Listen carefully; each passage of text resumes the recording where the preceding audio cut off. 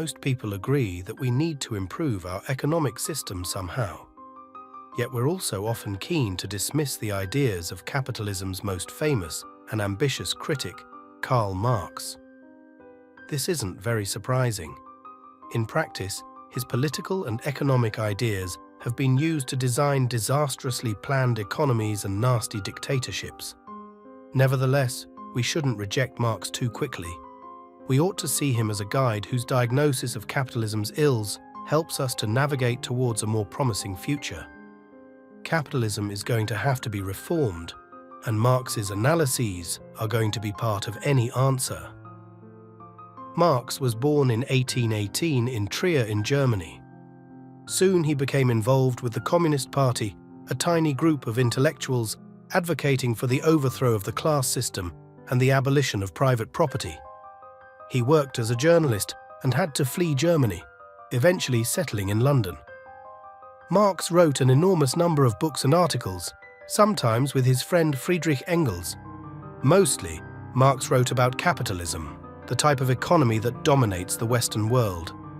It was, in his day, still getting going, and Marx was one of its most intelligent and perceptive critics. These were some of the problems he identified with it. Modern work is alienated. One of Marx's greatest insights is that work can be one of the sources of our greatest joys. But, in order to be fulfilled at work, Marx wrote that workers need to see themselves in the objects they have created. Think of the person who built a chair. It's straightforward, strong, honest, and elegant. It's an example of how, at its best, labor offers us a chance to externalize what's good inside us. But this is increasingly rare in the modern world. Part of the problem is that modern work is incredibly specialized. Specialized jobs make the modern economy highly efficient, but they also mean that it's seldom possible for any one worker to derive a sense of the genuine contribution they might be making to the real needs of humanity. Marx argued that modern work leads to alienation. In other words, a feeling of disconnection between what you do all day and who you feel you really are, and what you think you'd ideally be able to contribute to existence. Modern work is insecure. Capitalism makes the human being utterly expendable. Just one factor among others in the forces of production, and one that can ruthlessly be let go the minute costs rise or savings can be made through technology. And yet, as Marx knew deep inside each of us, we don't want to be arbitrarily let go. We're terrified of being abandoned. Communism isn't just an economic theory. Understood emotionally, it expresses a deep-seated longing that we always have a place in the world's heart, that we will not be cast out. Workers get paid little, while capitalists get rich. This is perhaps the most obvious qualm that Marx had with capitalism. In particular, he believed that capitalists shrink the wages of the laborers as much as possible in order to skim off a wide profit margin. He called this primitive accumulation, ursprüngliche Accumulation. Whereas capitalists see profit as a reward for ingenuity and technological talent, Marx was far more damning. Profit is simply theft, and what you're stealing is the talent and hard work of your workforce. However much one dresses up the fundamentals, Marx insists that at its crudest, capitalism means paying a worker one price for doing something and then selling it to somebody else at a much higher price. Profit is the fancy term for exploitation. Capitalism is very unstable. Marx proposed that capitalist systems are characterized by a series of crises. Every crisis is dressed up by capitalists as being somehow freakish and rare and soon to be the last one. Far from it, argued Marx. Crises are endemic to capitalism, and they're caused by something rather odd. The fact that we're able to produce too much, far more than anyone needs to consume. Capitalist crises are crises of abundance, rather than, as in the past, crises of shortage.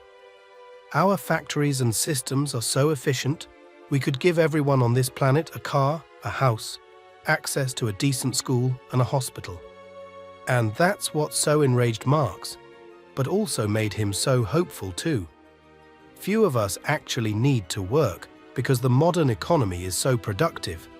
But rather than seeing this need not to work as the freedom it is, we complain about it masochistically and describe it by a pejorative word, unemployment. We should call it freedom. There's so much unemployment for a good and deeply admirable reason, because we're so good at making things efficiently, we're not all needed at the coalface. But in that case, we should, thought Marx, make leisure admirable. We should redistribute the wealth of the massive corporations that make so much surplus money and give it to everyone. Capitalism is bad for capitalists. Marx didn't think that capitalists were evil. For example, he was acutely aware of the sorrows and secret agonies that lay behind bourgeois marriage. Marx argued that marriage was actually an extension of business, and that the bourgeois family was fraught with tension, oppression, and resentment, with people staying together not for love, but for financial reasons.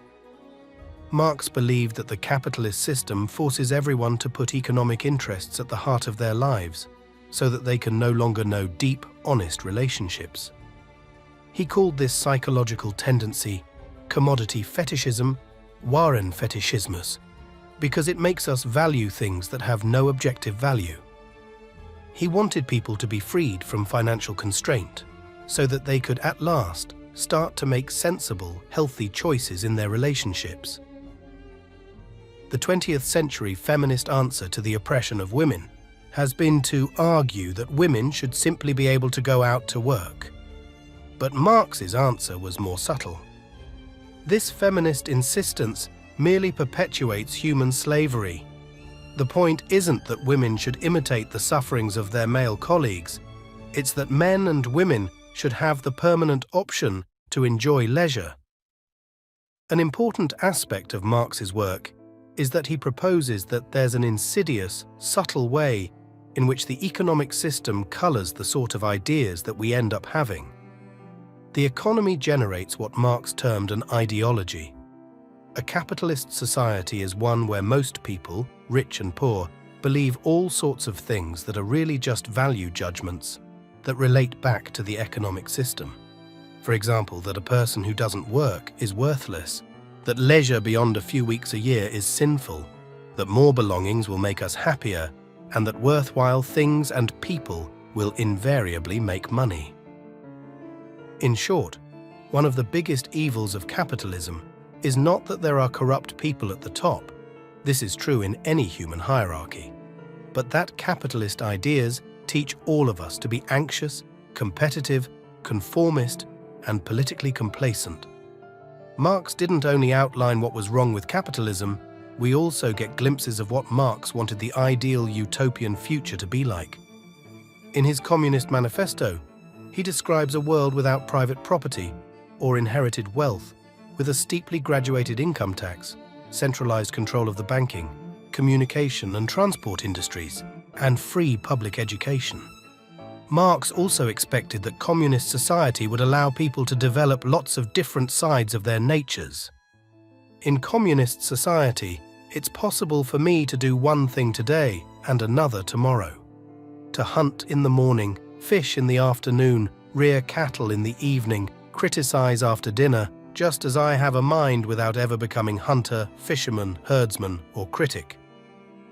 After Marx moved to London, he was supported by his friend and intellectual partner, Friedrich Engels, a wealthy man whose father owned a cotton plant in Manchester. Engels covered Marx's debts and made sure his works were published. Capitalism paid for communism. The two men even wrote each other adoring poetry. Marx was not a well-regarded or popular intellectual in his day. Respectable, conventional people of Marx's day would have laughed at the idea that his ideas could remake the world.